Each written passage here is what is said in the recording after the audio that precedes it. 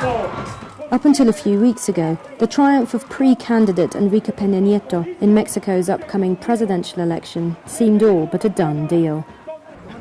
Many Mexicans are sick of a 6-year drug war that has left more than 50,000 people dead, thousands missing, and many regions paralyzed by violence.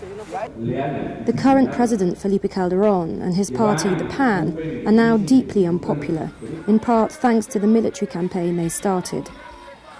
Their candidate, Josefina Vázquez Mota, is training third in polls. The PRI dominated Mexican politics for 7 decades, until it fell from power in the year 2000, tarred by corruption scandals.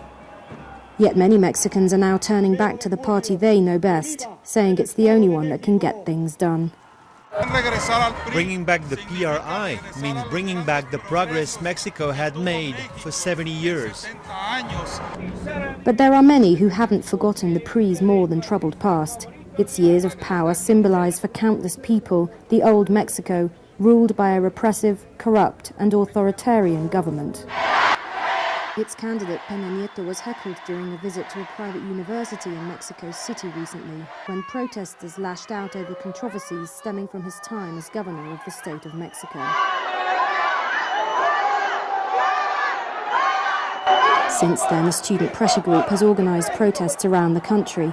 They're also attacking Mexico's main TV channels for throwing their weight behind Pena Nieto. The media want to impose a presidential candidate on us, which we obviously don't want.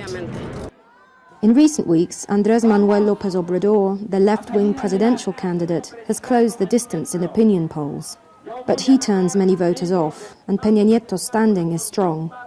Still, the student protest could sway voters' minds. Es imposible decir si logrará frenar.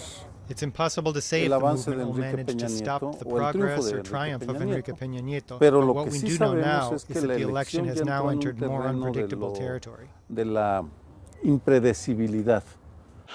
Mexico's young voters may end up with a strong hand in determining whether the PRI returns to power on July 1st.